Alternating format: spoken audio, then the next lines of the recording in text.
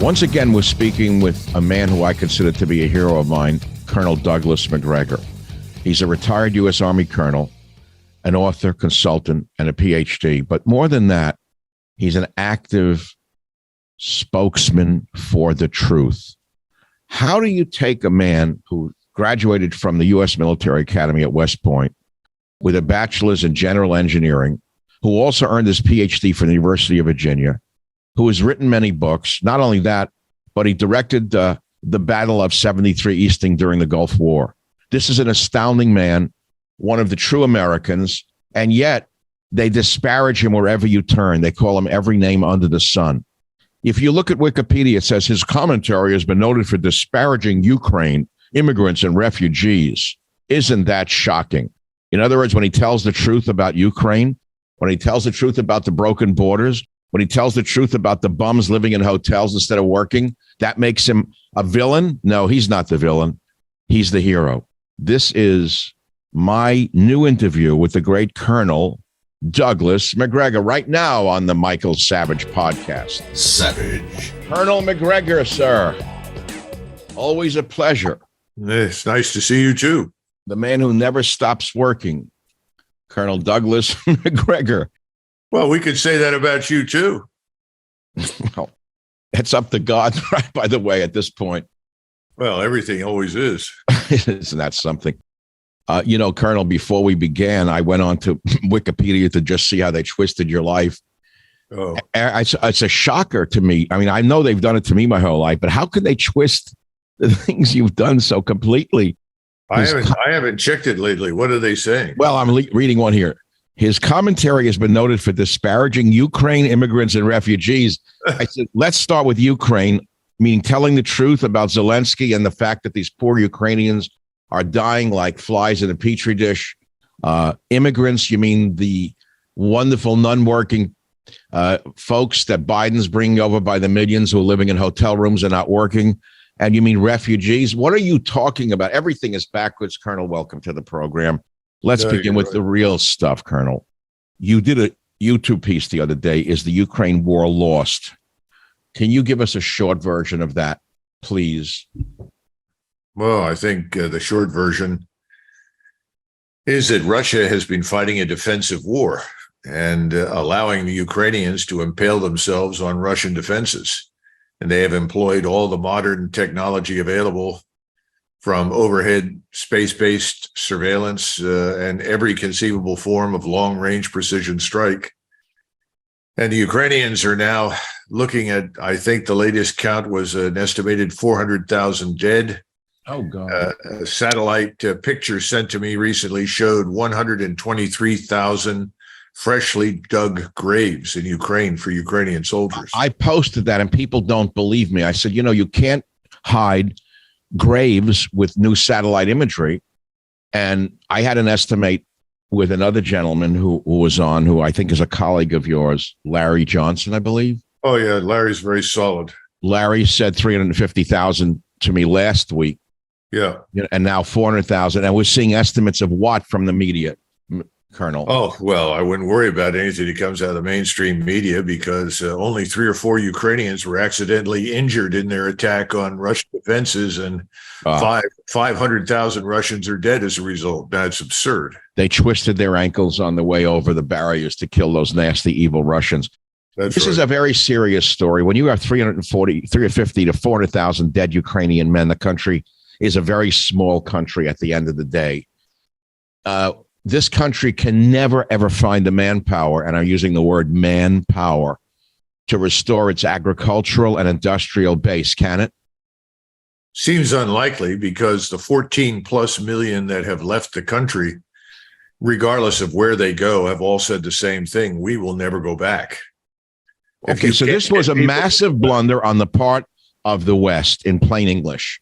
Oh, absolutely. And we understand that by provoking this war, for whatever the reasons are inside the heads of these lunatics, they never admit they're wrong, and they only double down, don't they?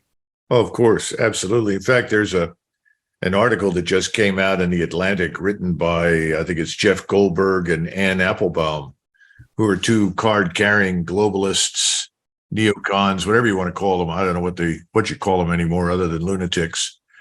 And they are absolutely convinced that Ukraine is going to come through all of this and eventually strike back and retake, quote unquote, Crimea.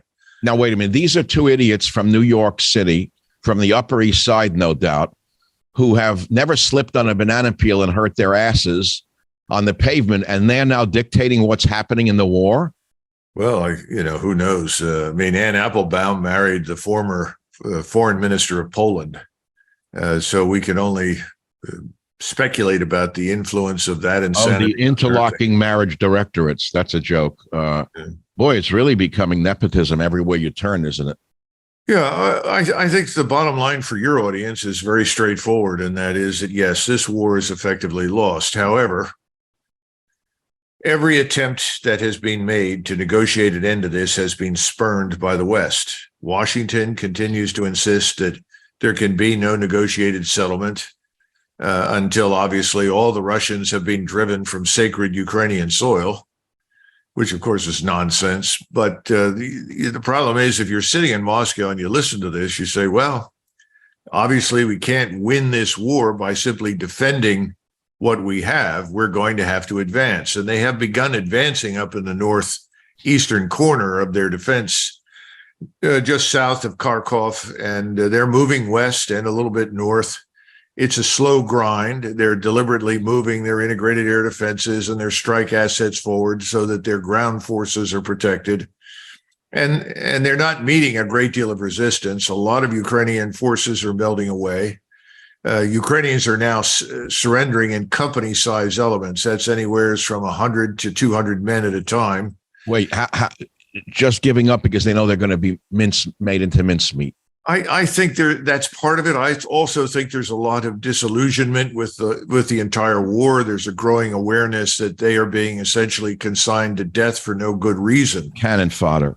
And they have lots of people who are wounded. And a Ukrainian officer looks and says, I want to evacuate my wounded. And he's told, no, we can't evacuate it. You're going to have to fight on. And so it sounds like Hitler. Oh, it's worse. It's worse. Well, even the Germans the Germans attempted to get their wounded out, for God's sakes. Are you saying the Zelensky regime is prohibiting retreat?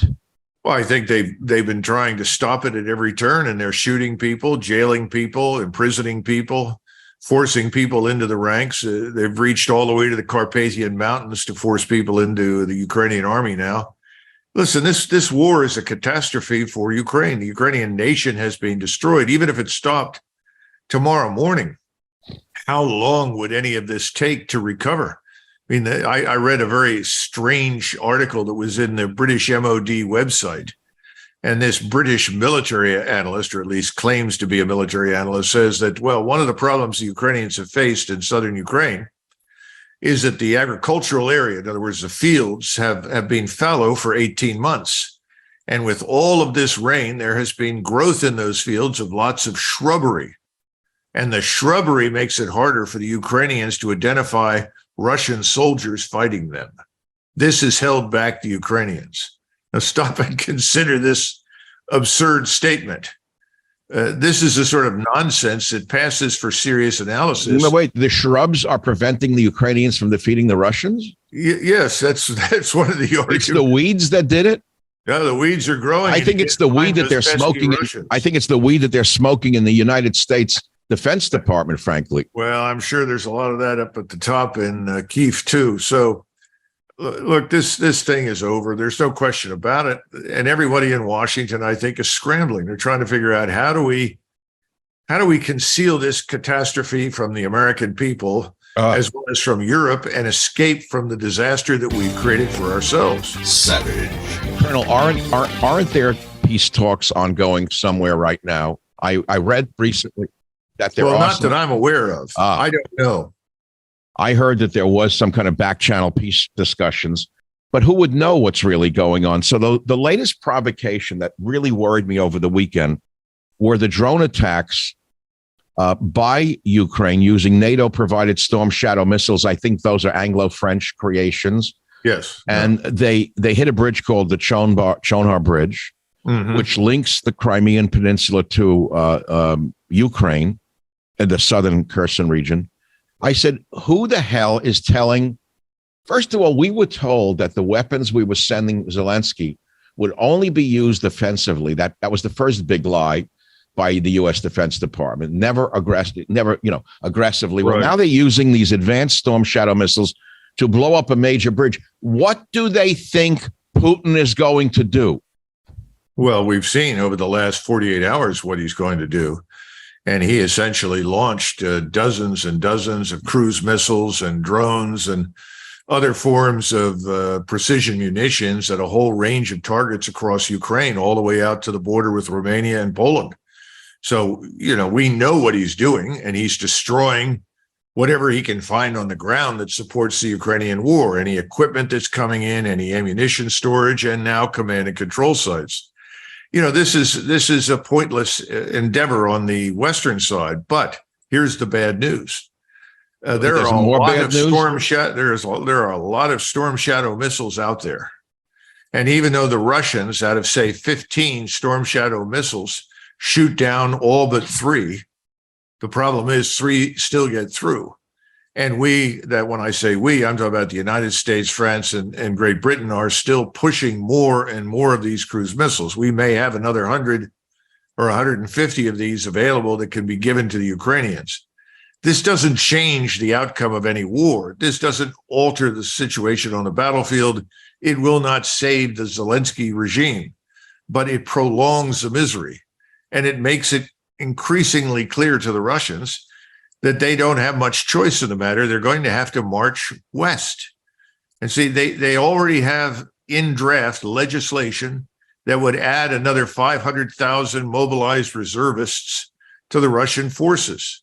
The Russians have 750,000 right now in and around Ukraine. In other words, in Russia, in Belarus, and in southern Ukraine. Of that number, at least 300,000 are sitting in a reserve. They have not been employed. They're being held back because of Putin's concern that we may try to intervene in the West on the ground. Colonel, that's what worries me the most. If I'm trying to put my head into the mind of the fraternity boys in the Biden administration who are orchestrating this insanity, and I look at them and I see fraternity boys who actually look like fraternity boys pretending to be world leaders on the world stage, they're liable to escalate and say, why don't we just go ahead and send American air power in there and get this over with? I'm sure some of them have said that, Colonel. Oh, I think you're absolutely right, and I think that's been considered, but thus far rejected. I mean, all we can do is hope that we continue to reject that option, because that opens up really all of Western and most of Eastern Europe to Russian attack because of all the airfields, airstrips, airports that can be used. And remember, the Russian caliber missile, it has a huge 1,000-pound warhead on it. It can be conventional, or it can carry a nuclear warhead. Right now, we know the nuclear warheads are in storage. But that caliber cruise missile can be launched from Russia and hit virtually any target in Europe from Norway to Spain. So how do you now, the Russians have a phenomenal submarine fleet, as do we. Yeah, their submarine fleet is good, but I would argue ours is better. It's just not large enough. We need more submarines than we have. But the Russian submarine fleet poses a very serious threat. This is the problem with, we'll just send in our conventional force to buttress the Ukrainians, Poles, or whoever else is there. Well, how do you get your reinforcements across the ocean? We can only fly a fraction of forces across the ocean. The vast majority of equipment and people have to go how? Overseas. How do you cross the oceans when it's full of Russian submarines? Answer, you don't. Colonel, this past week, we saw a joint show of force off Alaska with combined forces of Russia and China on the seas. I'm not surprised by this, but Ice Cream Joe has now unified China and Russia, who were actually not allies before this expedition into Ukraine, Russia. Now we've driven China and Russia together. Where do you think this is going, Colonel? Well, you've got to get Americans to understand that, contrary to their assumptions, we are not always the guys with the white hats that ride in as everybody's liberator. And frankly speaking, for decades now, we have behaved much like the schoolyard bully who goes come around. on, you can't say that. Now you're Putin's stooge, aren't you, Yeah, Colonel? well, okay, then let's all be stooges. But the bottom line is, well, who's Zelensky's stooge in the media? Every time I get that on Twitter or Facebook, you're Putin's stooge. You know what I say to them? Peace is patriotic. Hillary Clinton. She said that during the Iraq War. So I quote, "Peace is patriotic" by Hillary Clinton, and they usually stop. Yeah, it's a good motto, and it's true. Hell, that's been good for the entire 20th century in most cases, but nobody does it. No, I think the problem is that we have been behaving like a schoolyard bully. Do what we say, or we punch you in the nose. Look what they did. Look what they did to Serbia. I was the only one in the media over 68 days during the bombing. I was literally bleeding on the air, screaming against this because I know the Serbian people were our allies in World War II. They rescued our airmen in World War II. They're wonderful people. They're patriotic people. And here we were supporting basically the Muslim mafia from Kosovo in stealing a piece of Serbia that had been a part of Serbia since the 13th century. But I was screaming into the wind. I just found out that you, I think, shared a similar opinion. I saw that. Well, I did, but I was on active duty at the time, and I didn't have much choice in the matter. I gave my recommendations to the Supreme Commander Europe, General Wes Clark, and I urged that we not, under any circumstances, bomb Serbia. But I don't think it was in his hands, to be frank. That decision was made in Washington, and I think Berger and Gore and Albright and Sandy Berger, Mr. Socks. Yeah, all of those people were involved, and they wanted desperately this war with Serbia. They saw it as an opportunity to administer some kind of object lesson that ultimately would be interpreted in Moscow as a warning. I wrote an article at the time calling "The Oily Tracks Run Through Kosovo," and it was about an oil pipeline that ran through Kosovo. It was about oil in some ways, I thought. What do you think?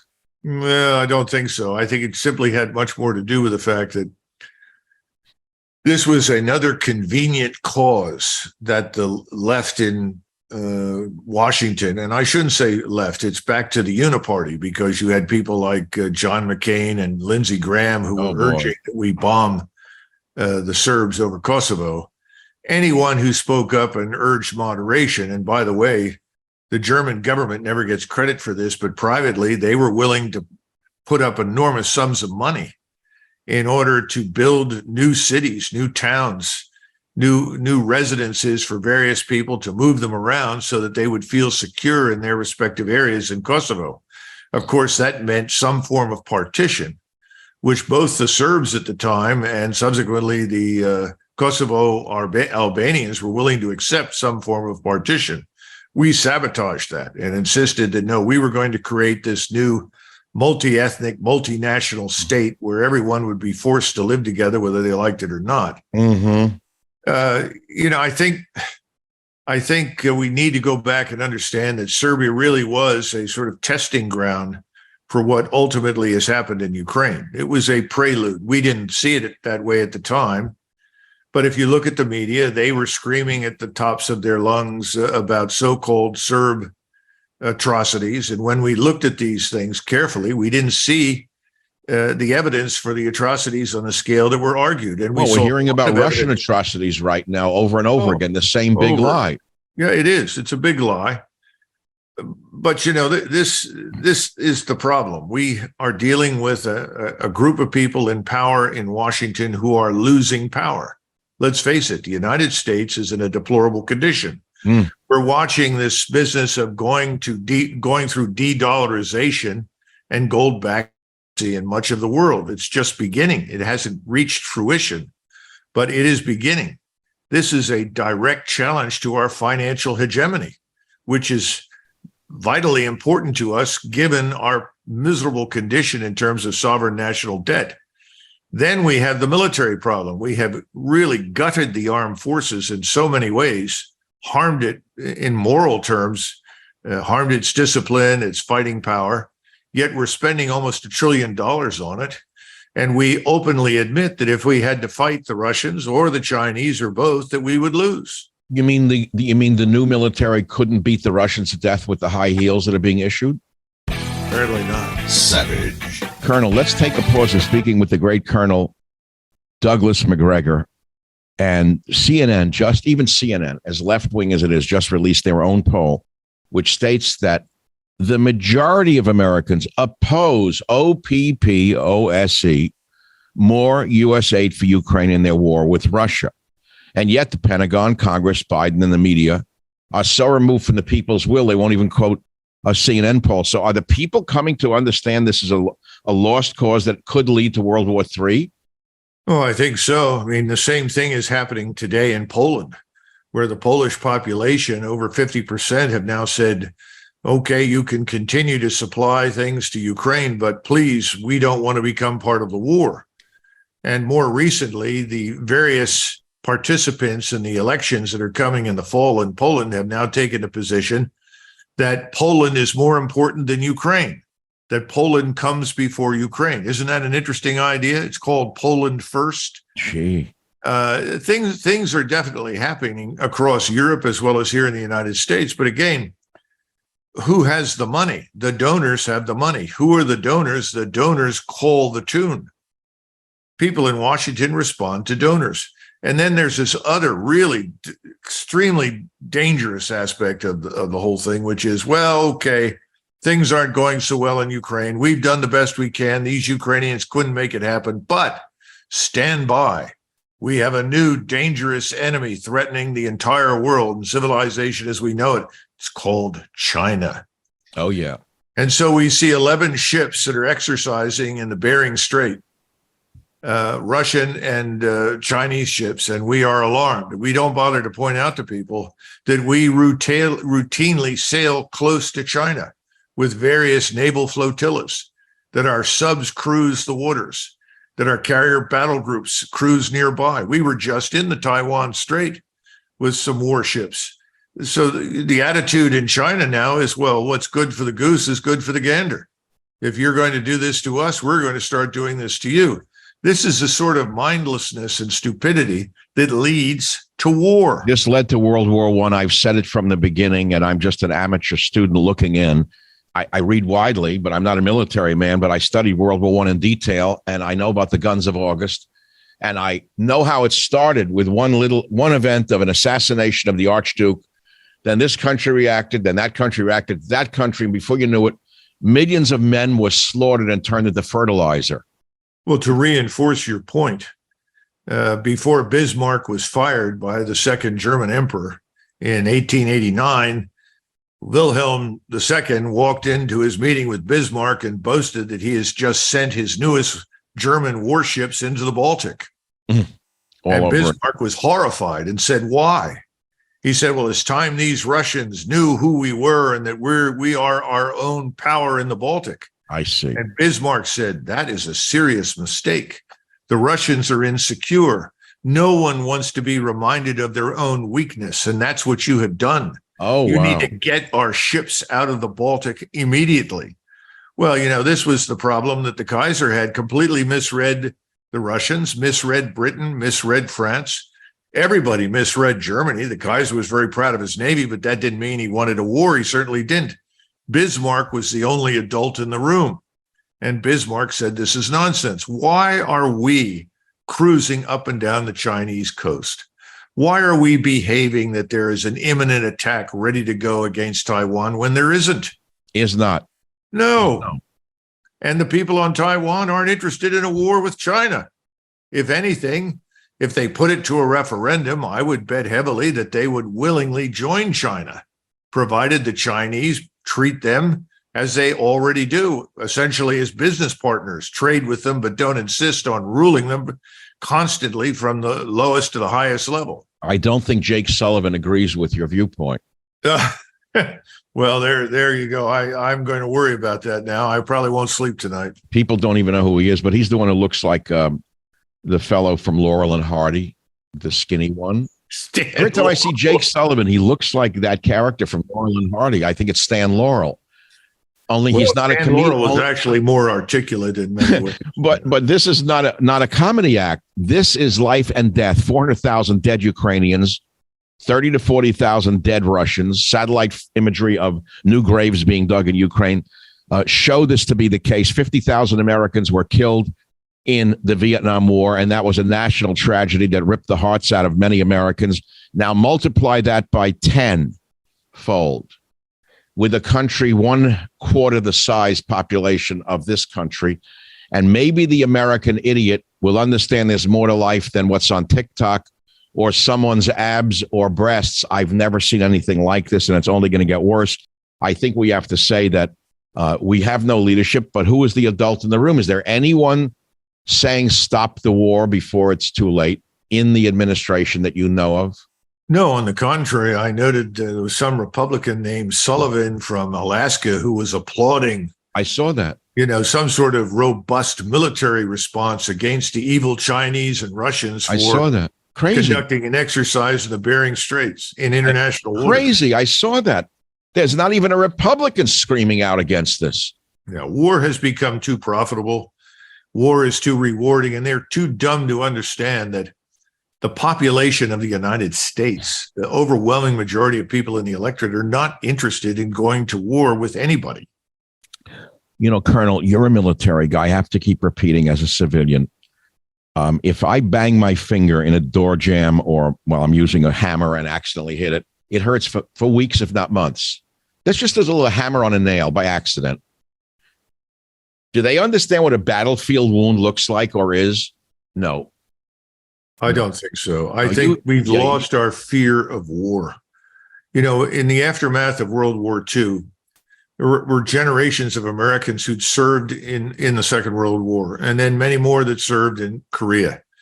These people had a very clear picture of what war was like. They saw it up close. They didn't want it. That's one of the reasons that Eisenhower was popularly elected. You'll remember he said, I promise I will go to Korea. He didn't say, I'm going to end it. He didn't say, I'm going to attack anybody. He said, I will go. And he went. And Mark Clark, of course, was the new commander at that point on the Korean Peninsula. And he received a briefing from Clark. And Clark's solution to the war in Korea was that he needed 850,000 men in the 8th Army in order to march into Manchuria and end the war. Mm-hmm. Well, Eisenhower was polite to him, but he walked out of the tent and said, we've lost our minds. The United States isn't interested in going to war with China. We don't even want to be at war in Korea. And all you had to do was look at the polls, and it was overwhelmingly anti-war. And he said, that's it. I want an end to this. So I want a negotiated settlement based on the original status quo. And he was attacked. People attacked him and said, well, you're a coward. Here's Eisenhower. You're a coward. The man that ordered Normandy is a coward. It's absurd. We can go on and on about this nonsense, but this is what happens. Fortunately, most Americans agreed with Eisenhower, and it went away. It was dredged up subsequently, we know, by LBJ and that crowd, and it turned into a new catastrophe that never needed to happen. Savage. Colonel, I'm hearing you. You're a military man and a scholar, a warrior and a scholar. What I see happening is that the instability that has been created by the Ukraine-Russia war is sending nervous waves throughout the entire population on the earth. And so smaller wars are now brewing because of that war in Ukraine-Russia. Most notably, we mentioned Serbia. I know there's trouble there, but on a larger scale is the Niger problem in Africa, the Niger coup. And Mark Wauk noted that Niger is rich in resources and a possible front in a World War III scenario. Niger provides almost all the uranium that France uses for its nuclear power plants, for example. Are we about to now send more? We have a base in Niger, don't we? Well, we built a very, very wonderful airfield there that allows us to bring in and fly on enormous quantities of equipment and freight if we need to. In other words, it's militarily, it's strategically very useful to us. The thing that we have to keep in mind about this part of the world is that the French have very large investments, not just in Niger, but in the countries that surround it. This is, what you will remember as Afrique du Nord. This was part of the French Empire in Africa.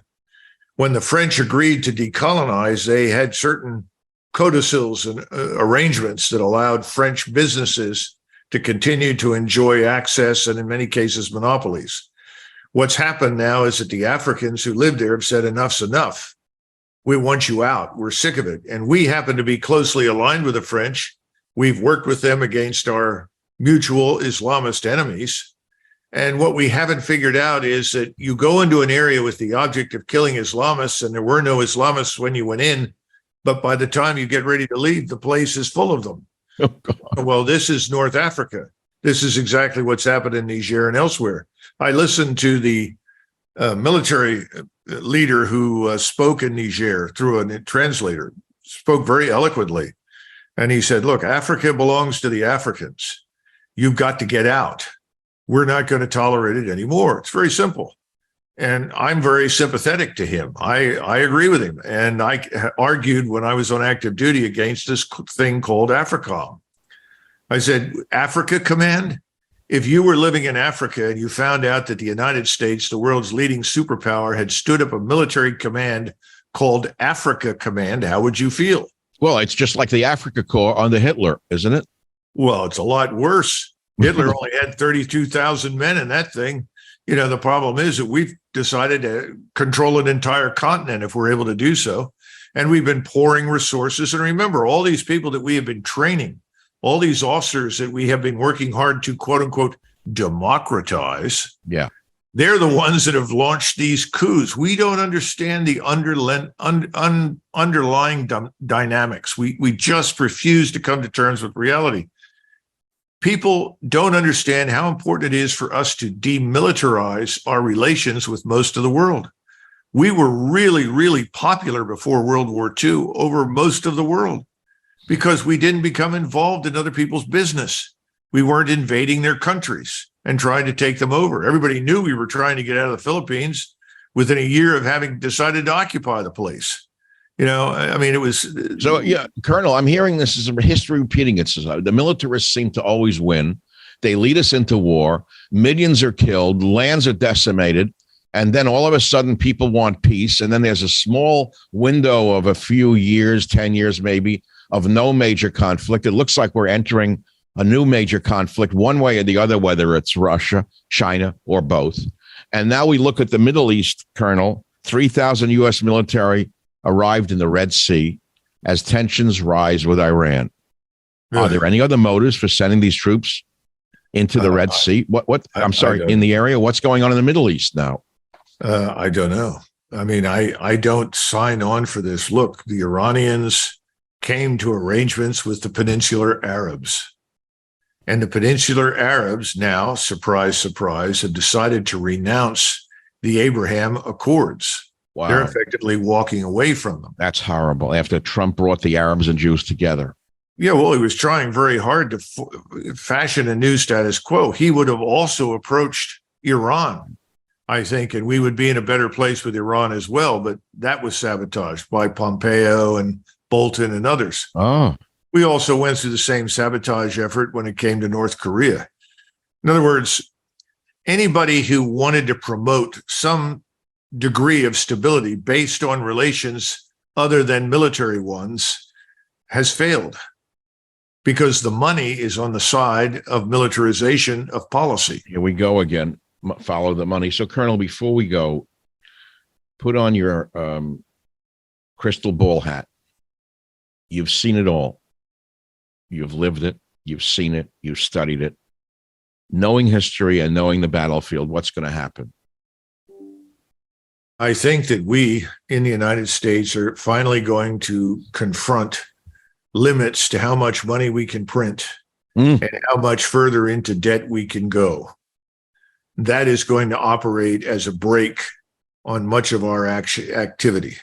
That's one thing. The second part of it is the situation here inside the United States, the breakdown in the rule of law. No, boy. The discontent in this country with everything from open borders and millions of people pouring in that we know nothing about. You know, the fact that, you know, we have no legislation that says until every American citizen who wants to work and can work has a job, no one comes in. Gee, think about that. Is that an idea? We are going to run up against a brick wall of our own making. Right? People are complaining, well, look what the Chinese are doing to our 401ks. They're not doing anything to our 401ks. The people on Wall Street have done that to you. If you don't like where your money is being invested, Talk to the people on Wall Street who are doing it to you. There's no sense.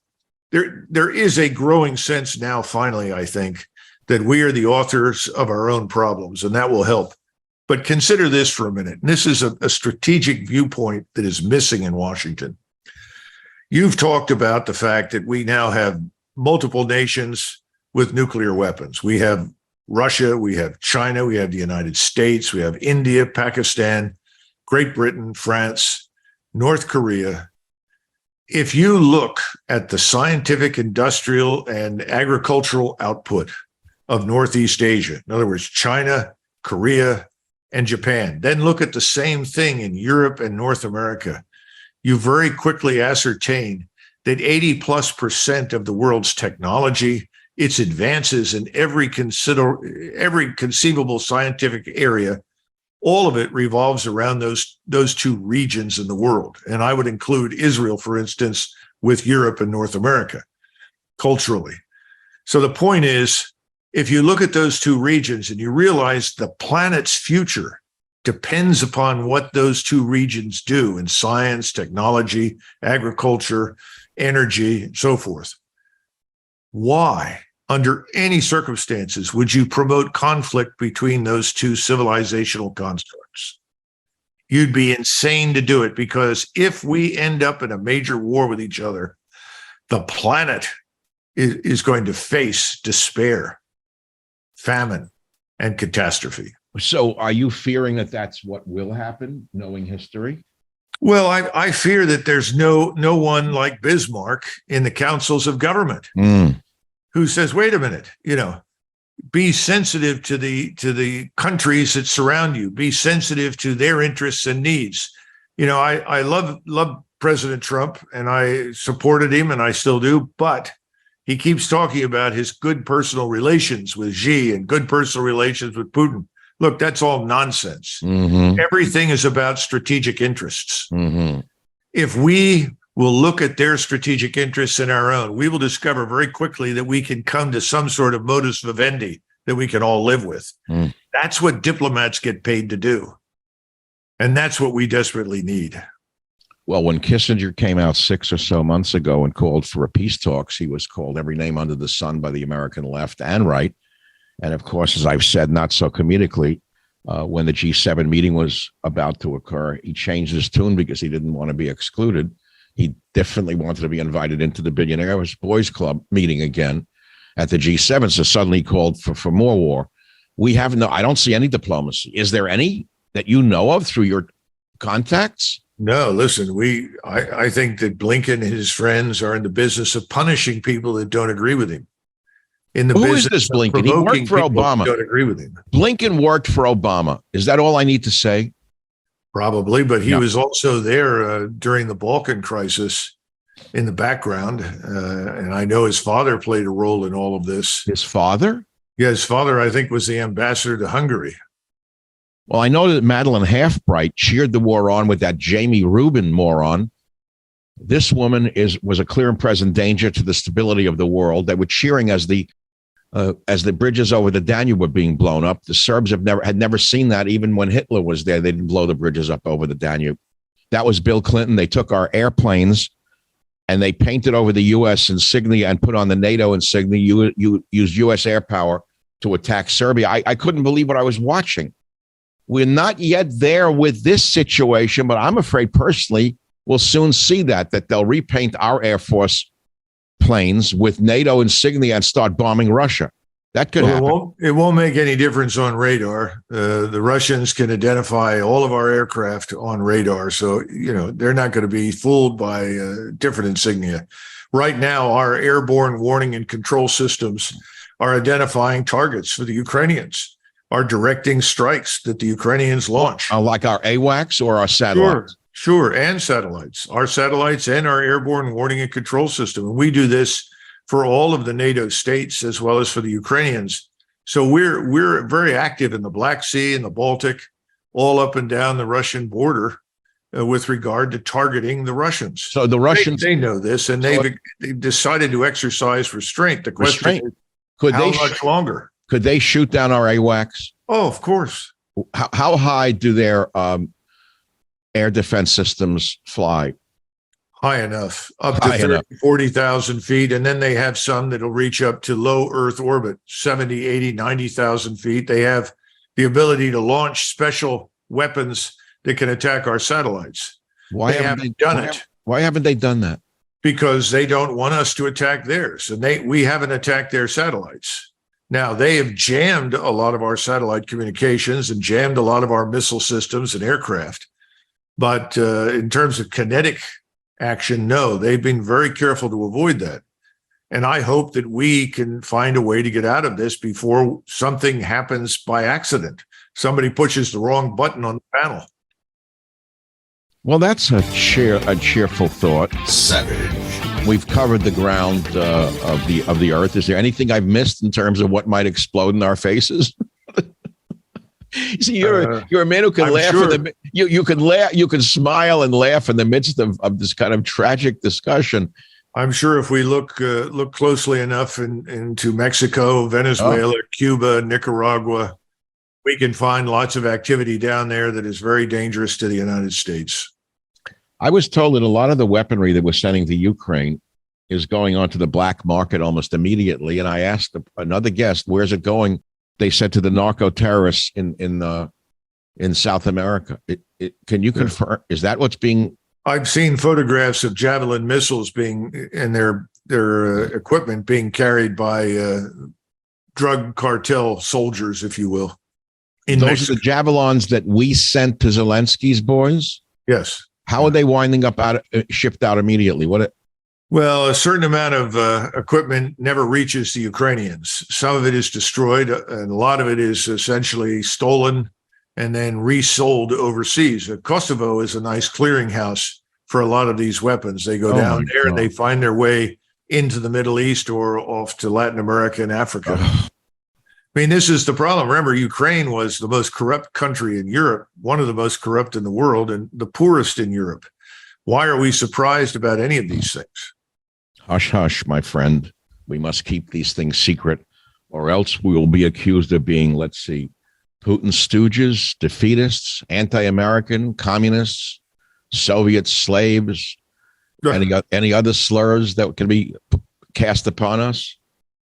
Well, the next time I'm sure you'll want to bring a guest on and talk about the Sovietization of American society, because that seems to be a bigger threat right now here at home than anything happening overseas. Colonel, I don't mean to be the one who says it, but I'm going to say it. I wrote a book 10 years ago talking about the USS of A, the United Soviet States of America. I amongst many, not many, I amongst a few, saw what was coming. I just had a relative come back from Europe. I must ask you this question, and I don't know how to discuss this without exposing too much personal information. He saw a lack of civil rights and freedom in France, and he was shocked as an American who was visiting on a boat. Some gendarmes came aboard this vessel and accused them of things that they didn't do. And I said, "You're lucky they didn't seize the boat for no reason." He said, "We had to pay them. When they found there were nothing wrong, no one did anything wrong, they said, you owe us €1,000, seven armed gendarmes on this boat in Monaco." He said, "We didn't do anything." They said, "We don't care. Pay it or we're going to take your boat." He said, "I can't believe that there's absolutely no justice and no freedom." I said, "You're very lucky you got out of there with only €1,000 fine for doing nothing." He said to me that he sees America devolving rapidly into this state of lawlessness and no rights. And I am always the eternal optimist, as pessimistic as I can be, saying we're still protected by constitutional rights that the French do not enjoy. And I think that's all we have left. Isn't that true? Well, I try to argue that the Bill of Rights, above all things, is what absolutely must be preserved inside the United States. We talk about the Constitution. The Constitution describes how our government will be structured. We can change that over time. There's nothing sacrosanct about a structure developed in the 1780s.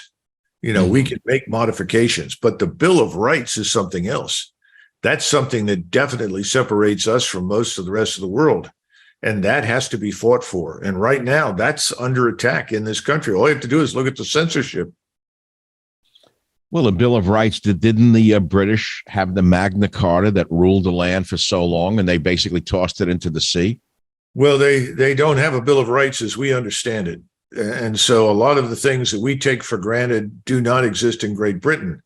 The same thing is true in Europe. Remember, most of the law on the continent has its roots in the Code Napoleon. Yes.